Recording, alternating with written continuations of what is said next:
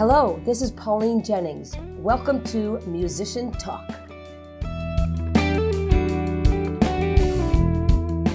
Thank you to the Archer House for sponsoring today's show. The Archer House Bar is a beautifully renovated bar in the heart of downtown Northfield, located just off the newly remodeled lobby of the Archer House River Inn. Their sexy and sophisticated casual environment offers seating inside as well as on the deck overlooking the Cannon River. They have a wonderful selection of unique craft cocktails, local and regional beers on tap, and a well-rounded selection of wine, including Prosecco on tap. The Archer House Bar has a delicious selection of shareable plates provided by Smokehouse, including favorites like the barbecue potato nachos and regional pork sliders done 3 ways. My mouth is watering just thinking about it. Now follow the Archer House on Facebook and Instagram for updates and information. A full menu can be viewed on their website, archerhouse.com. Now, I personally love the chic ambiance of the Archer House Bar. I am so glad that they have reinvented a local favorite. This is the perfect place for a drink with friends or a night out with your special someone. And the Archer House is following the latest governor's ordinance and doing their part in helping to mitigate the COVID-19 virus. Stay safe and stay healthy. They look forward to welcoming you soon. My guest today is Ray Coudret. Ray comes from, as he puts it, way up north, but has called Northfield, Minnesota home for 20 years. When not teaching the next generation of mathematicians or producing highly acclaimed high school musical productions, he is a prolific songwriter and has performed with a variety of bands over the decades, including Area 51 and Why Not? Ray is the co-creator and producer of the long-running 411 concert series in Northfield, which brings professional acts to the city through the Northfield Arts Guild. He's a busy guy. I think it's time to talk to Ray Coudret. Hi, Ray. Hi. Well, good morning. It's good to be here. Oh, it's great to see you on Zoom. It's been a while. Yeah. I look even better on Zoom, don't I? Well, it all depends on lighting, and you look very, very good this morning, so that's good. I have seen on Facebook and other places that you're playing out now. So that's great news. Why don't you tell us about your whole kind of COVID story? I had a rather bad day one Thursday in April, and I had a bunch of equipment sitting around, so I decided over the course of time, I should try a Facebook Live show. I think I've got everything to make that happen. And on this particular day, I got some bad news, and it was like, 11 o'clock at night. And I decided to cobble all my equipment together and see if my idea would work. And lo and behold, I had what it took, and it had really good sound, and I was real happy with it. But most importantly, as I started playing, my mom popped up on Facebook at 11 at night, and then my brother, and then my brother's 2 friends from high school, and a couple of friends of mine from my high school, and then my uncle, all like late at night. And it turns out they were spread out all across the country, and they started talking together because this was all the boys that hung around our house and our family when they were younger, and then they're telling stories about my mom, and she's 83, so she just loved it. Yeah.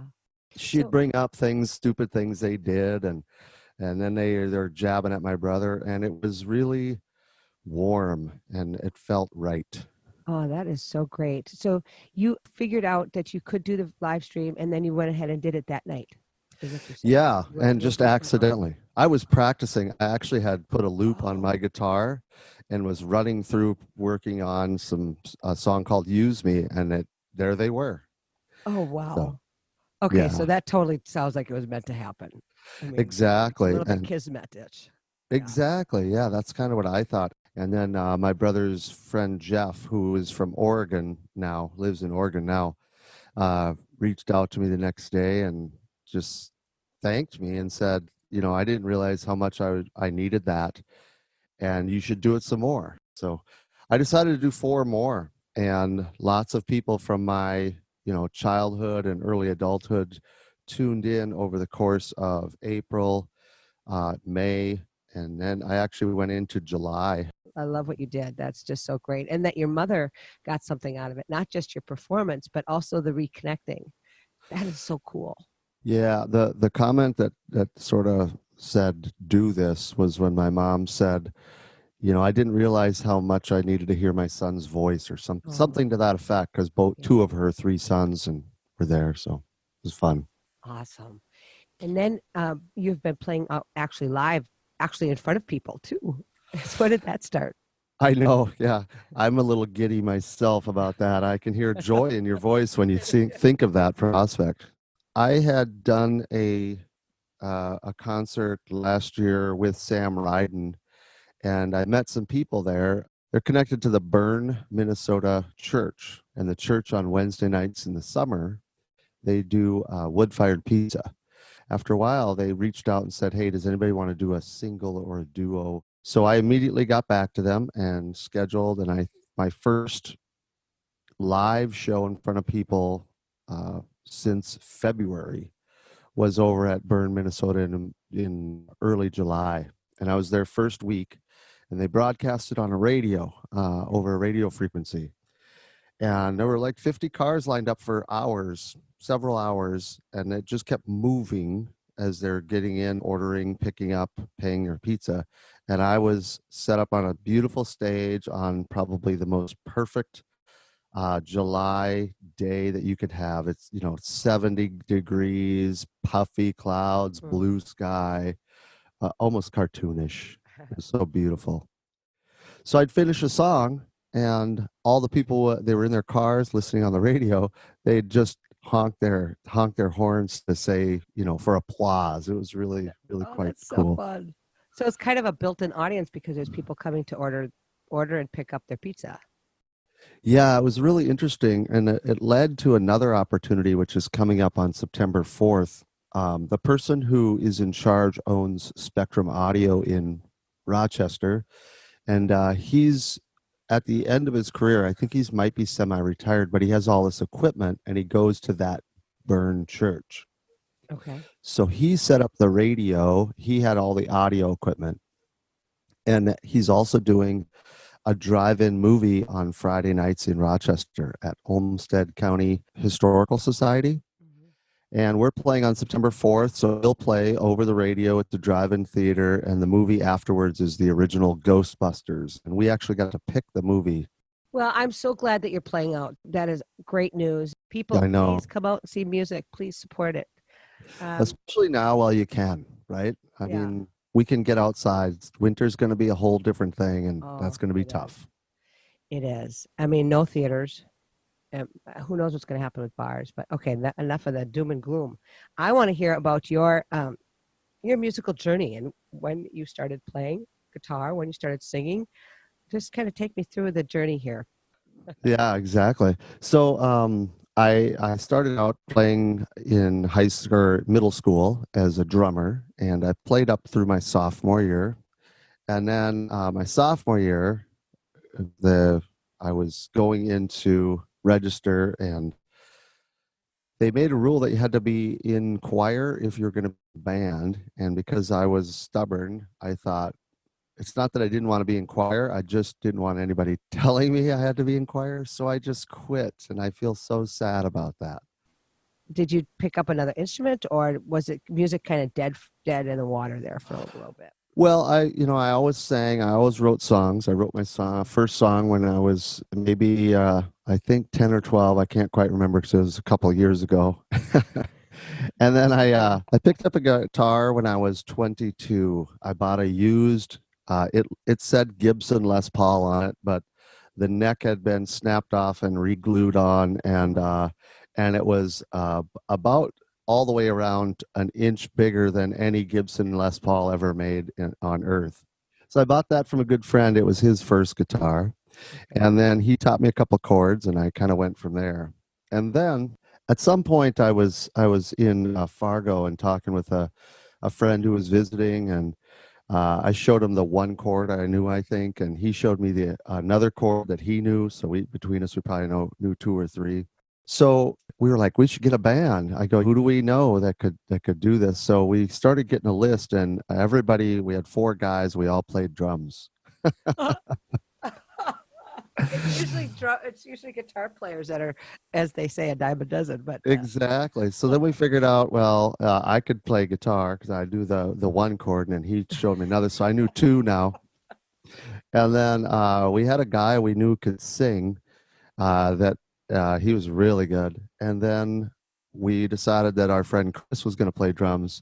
And then we're like, God, if we could only get a bass player. And all of a sudden, this kid, his name is Scott, realized that his dad had a bass.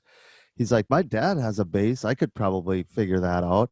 And I don't know, like about 4 or 5 months later, somewhere around May, our buddy got the Eagles Club to hire us to play a gig. So we played a 3-hour gig, and we knew 12 songs. So we played them all 3 times. I actually still have the set list.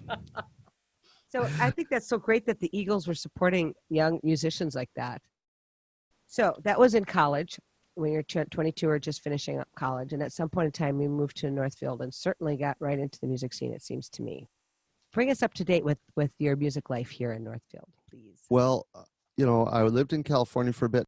We both just quit our jobs in California, just came home one day, and we both decided separately to do that. So we got scrambling and decided we should find jobs back here in Minnesota. So we got hired here in Northfield, and I can't believe how perfectly it worked out, at least for me.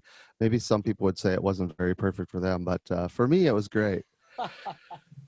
In what way? Well, how was it great? Well, Perfect. as a teacher, I had all of these people in my classes whose parents were musicians. And one of them was Brielle Bordeaux was her name.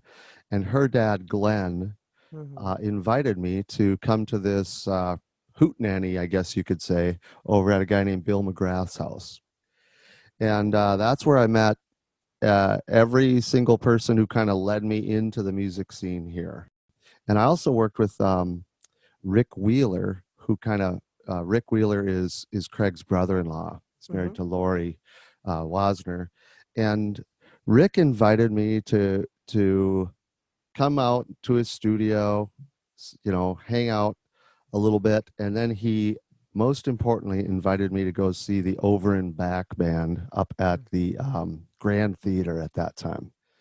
And that was kind of eye-opening for me to see all of those guys, all of those women. They were all from Northfield. Wow, the whole world kind of opened up, and I realized I'm a little fish in a little pond surrounded by just humongous fish that could fit anywhere in any body of water, if you want to take that metaphor a little further. Like, there's so many good musicians here. It's unbelievable. It is. With the colleges too, it's astounding.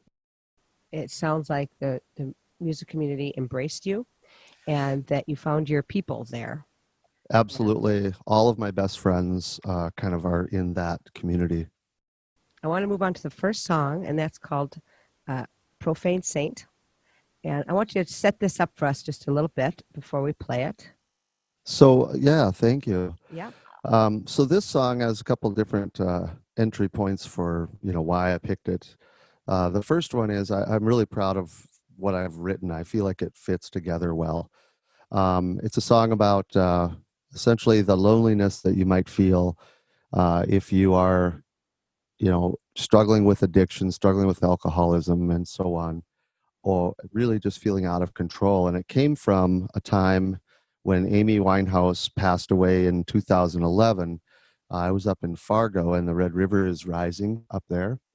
And that overland flooding is gonna, it's just amazing because it makes you feel powerless because there's nowhere for the water to go except for through you. And there's a quote from Amy that says, she'd be at a party where everyone else was having the time of their lives, and she'd be standing in the corner sadly drinking her Jack Daniels and Coke. That was her almost direct quote. And then I kind of put that into the song. And it also happens to be the first song when I was looking for band members. My current band, Fred the Bear, we played this song, and our bass player, Jerry Spencer, like immediately played what I would say would have been in my head. I didn't tell him anything, but he just played it like it was his song all day long. It was so good. So that's why I picked it. That is great. Well, let's take a listen, and then we'll talk some more about it after we hear it. All right, here it is.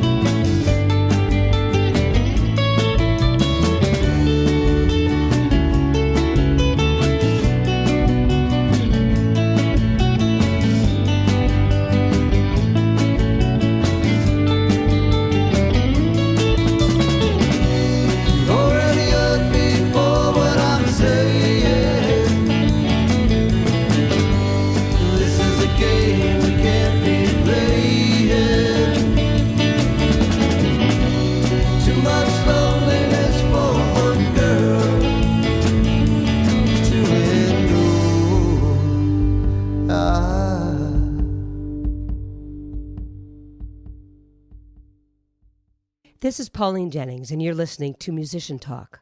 My guest today is Ray Coudret, and you just heard his song, Profane Saint. So I love this song. I think it has a Tom Petty-esque kind of feel to it, and you're singing. You sound a lot like Tom Petty. Thank you so much. That's a huge, huge praise. He's one of my favorites. And I love your phrasing. I like how you split up lines with a strum or a pause. Yeah, I like the white space in a song. I've always written songs where there's some sort of space in them because I just feel like it's part of the rhythm, right? Mm-hmm. As much as a cymbal crash or a kick drum is part of the rhythm, nothing is part of the rhythm as well. And it's fun to play with that. And speaking of rhythm, I also love the heartbeat. Everything else kind of fades away when you get to that part and you just hear the heartbeat. Well done, well constructed, well sung, well played, well done. Thank you. Thank you so much. So that was Fred the Bear, a recording, an album that you made with them off that. Yep. Okay. So Fred the Bear is Jerry Spencer, who I mentioned. The recording has Jerry, Bob Kanzelman. He plays drums, keyboards, mandolin. He sings Wow. like a bird. Rick Roy is the fourth person on the recording. And then since then, we've added Bo Aylen. He's in the band as well, playing guitar. And then Beth Kanzelman plays keyboards. And everybody does singing in some way or another. And it's a really, really special group of people. They're all friends, and we like to hang out, and they're just nice people. That is great. Great to hear. You talked about writing music and that you wrote music from a young age. Did you find yourself compelled to write? As a young person, one of my first songs was written about my parents had been divorced, and we left Virginia. My dad was an Army guy, and we left Virginia and moved back home to Hallock, Minnesota, Kennedy, Minnesota. Yeah, when I was about 5 years old, and sometime around my 10th, 12th year, I wrote, songs that sort of processed that whole leaving everything you have. And I didn't know I was doing that, Mm-hmm. but I look back now and I kind of laugh. That's great. And so the other question I have about writing music is when you bring a song to a band, you bring it to the band kind of unformed a little bit.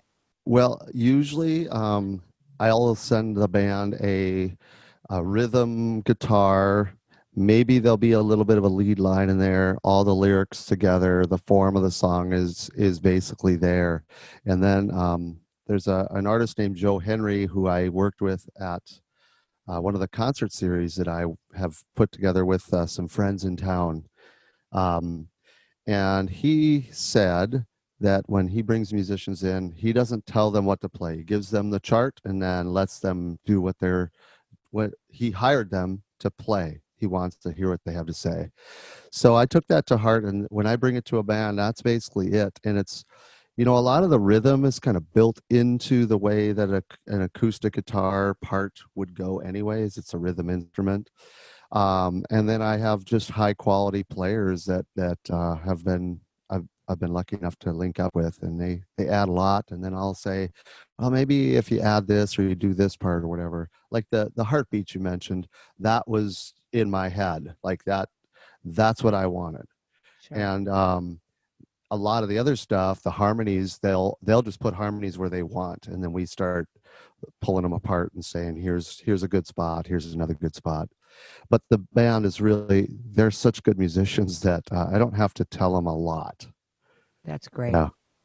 That's great because you get all these different influences a little bit then, even though they know what you want and they've worked with you enough to know what you want. It just spices it all up. That's kind of what I feel too. Yeah. Yeah, good. Let's move on to the next song. It's called The Girl I Met Tonight. And if I'm correct, this is just you. It's you and your guitar and your voice. Yep, exactly. I actually recorded this week, and I wrote it last November. Oh, wow.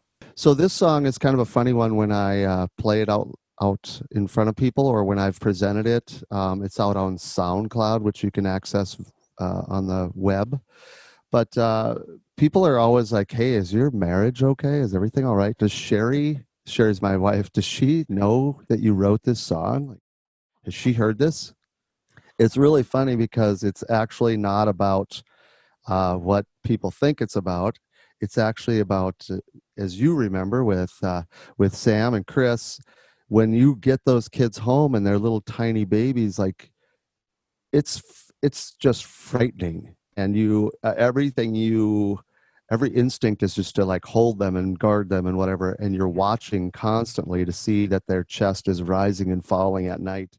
So this is actually about my daughter. Her name is Marn, and it's kind of a combination of a lot of watching that as a young person and how wonderful that was. And, when they'd snuggle with you and watch cartoons or read with you or whatever it was, all that wonderful part. And then at a certain point, they become, 13 years old, and they don't, they need to separate. And I wasn't quite ready for that with either of my kids. I wasn't really expecting it to happen so soon, and that's what this song is about, is just like, I wasn't ready when people told me it goes fast, so. No, you don't until you get there. I'm so glad you told me what the song was about, because I was also wondering. So yes, she's heard it many times. Okay, let's listen to The Girl I Met Tonight by Ray Coudret.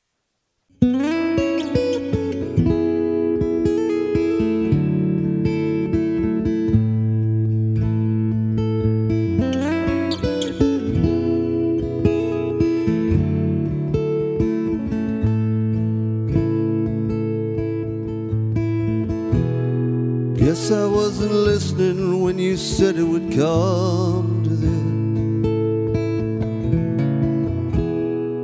Thought I'd have a few more days before our last kiss. Like a storm rumbling, you came through and now you're gone. Love to watch you sleep as your chest just rises and falls. You used to say you loved me and you'd flash that smile,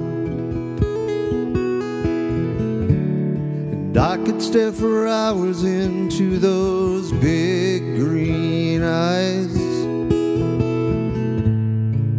I have been waiting my whole life meet the girl I met tonight. Just lay here in my arms.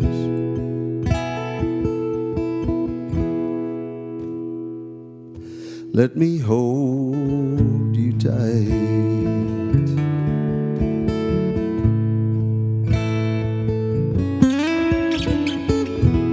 Pour caffeine on our troubles and coat it all with nicotine. Don't feel too much better and we don't get too much sleep. We walk around in silence, I can feel what you don't say. Come home in the evening and we do it all again. You used to say you love me and you'd flash that smile, and I could stare for hours into those big green eyes. I had been waiting my whole life to meet the girl I met that night. Wish you were here in my arms,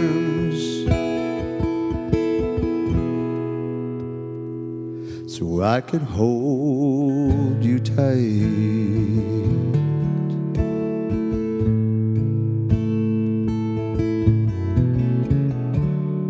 Didn't see it coming when you pushed me away.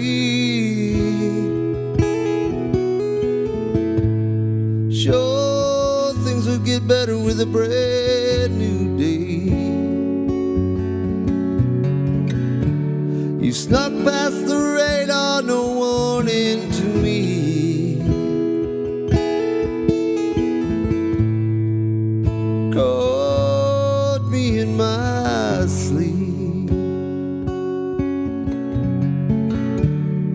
You used to say you loved me and you'd flash that smile, and I could stare for hours into those big green eyes. I had been waiting my whole life to meet the girl I met that night. I wish you were in my arms.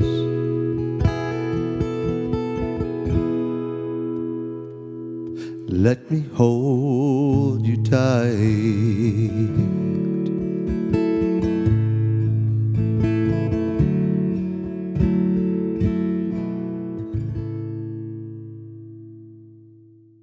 This is Pauline Jennings, and you're listening to Musician Talk. You just heard The Girl I Met Tonight by Ray Coudret, who is my guest. Ray, I love this song, and here's why. The acoustic guitar, when it starts, is absolutely beautiful. I don't know what you used to record that guitar, but boy, it's beautiful. Thank you. Actually, I have a person who I've given I have 4 guitars that I play when I play out. Each one of them I handed over to a guy named Ted Vig. Ted used to own Centerfield Music in town. He owns Vig Guitars up in St. Paul. And I literally handed it to him and said, please make this sound great, because I trust him that much. So I gave it to him, and I just plugged that guitar right directly into my interface and into my computer, and a little bit of reverb. That's about it. Wow, that is amazing. And also, I have to mention your voice. It's so different on this song. Your range is pretty dang incredible. I said the first one sounded like Tom Petty. Now you sound a little bit in this one like Neil Diamond. Kudos. Thank you so much. I was really happy with the way this vocal turned out. You know, we unfortunately don't have much time left, and there's all sorts of things I want to talk to you about on the teacher side and directing side, and working with the kids on Rock and Roll Revival. And I think that is maybe when the next time before we do a Rock and Roll Revival, I'll get you back on and we'll talk about those aspects. But we don't have time today to get into that, because I want to leave enough time to play the game, best gig, worst gig, because I bet you have some stories. Oh yeah, I love this game. So I'll start with my worst gig, because it's quite memorable. So a friend of ours invited us to come over to play at a place called Slippery's in Wabasha. And Slippery's is famous for Grumpy Old Men. That's the bar in Grumpy Old Men. And they have a huge amount of people there for fishing opener. And of course, being a musician and, starved for attention as I am, I thought this will be great. I'll go over there. There'll be tons of people. We'll play some music. It's going to be fun. And we get there, and it is indeed packed. And as we're playing, we're playing like Make Me an Angel, and all of a sudden it's, yeah, John Jefferson's got a heck of a stringer of walleyes over here. And it literally went like that every 15 minutes. On the PA. All day long on the PA in the middle of while we're playing. So it's a pretty long gig. We're not really going over too well. So at a certain point, the stage is raised up about 6 feet from the crowd, and I lean over to it is a throng of people. I lean over, there's 30 people within, 15 feet of me. It's that packed. I lean over and I'm like, hey, do you know what time it is? And nothing. I actually make eye contact and ask a guy again, and he just turned and went away. So literally couldn't get the time of day. So that was probably my worst gig, although I got a great story out of it. So it's probably just fine. Exactly. I bet you get a lot of laughter from telling that story. Oh my God. It's delightful. So I'm sorry it happened the to you, best. but thanks for the laughs. Okay. Best gig, or one of them anyway. Yeah, that's exactly right, because there's a lot of best gigs. But I would say one of my best gigs was just about a year ago now. Back in November, we, the Fred the Bear, our band, were joined by Kurt Johnson, who's a fabulous keyboard player and a friend I've met in the last year. We brought Andy. He's fantastic. Yeah. Andy Flory from Carleton. He's a musicologist, great guitar player, singer. And a friend of ours, Grace Wooten, came over, and we did this Tom Petty tribute show at the Paradise Center for the Arts. We raised a lot of money for Habitat for Humanity and sold the place out. But the coolest part, I think, among many equally cool things, we invited a high school artist, Clara Peterson. She's 18. She's on her way to Rhode Island School of Design this fall. Clara Peterson, we hired her to make a picture for every song. She made 22 pieces of art, and they were displayed on easels in the front of our stage, and then we auctioned them off, and we showed each one.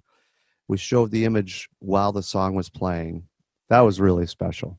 The art idea came from Bo Aylen. He's like, we should try and include more people, and it was just unbelievable. It just sounds like music is so important in your life, Ray. There's a lot of deep connections, a lot of meaningful relationships that have come out of it, and ending up here in Northfield is such a weird thing for me. I reflect on it often, that I'm just so lucky to end up in a place where there's so many opportunities to be engaged in the community through this art form that I just am passionate about. Yeah, ain't that the truth? And speaking of playing and being in the community, what gigs do you have coming up here that people can come out and see you? Well, I've got this September 14th or September 4th Pandemic Pictures show in Rochester. You can find that on Facebook, Pandemic Pictures Presents. And then on September 12th, I'm actually playing up at Armory Square. I've had a pretty nice run up there this summer. I played 3 or 4 shows. It's outdoors. There's lots of space. Cafe Sean, if you know Shawnee Langworthy, she is an insanely good chef. And her food, her Greek salad, I swear to God, it's someone else makes it like in heaven and delivers it. So I got September 12th is my next time there. I'll be with Kurt Johnson at that. And September 13th, I will be out in Waseca. They have a pizza farm called Pleasant Grove, and it's wood-fired pizza. It's fantastic stuff, and they do a nice job with local ingredients, and their fall pizza is amazing. So that's my most pressing ones. Awesome. And how about Fred the Bear, the album? What's the album called? The album is called Just for a While, and the title track we wrote the week that we went into the studio, and we recorded that one in about 3 days in July in 2016-ish. That's amazing to do it that quickly. And where can we get that music? So our music is available wherever good and bad records are available. So it's Spotify and iTunes and Google Play. I think it's actually on YouTube Music as well. And then I have a SoundCloud channel that has some of my own personal stuff, and you can access SoundCloud. If you go on the web, SoundCloud, and then search Ray Coudret, you'll be able to find that if you're interested.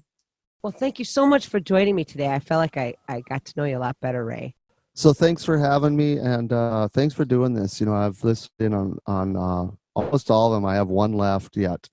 And it's really interesting to get to know a little more about these people that I have so much respect for. So this is a great thing for the music community to just get to know each other maybe a little more. Thank you. And my hope is as people start to play out more, it's also a way for the audience to get to know the people that they're going to see. Thank you so much for being here, and you have a wonderful, wonderful day. Yep, you too. Thanks, Pauline. Thank you so much to Ray Coudret for sharing his musical journey with us today. Thank you to the Archer House Bar for sponsoring today's show. And as always, many thanks to all of you for listening to Musician Talk on KYMN.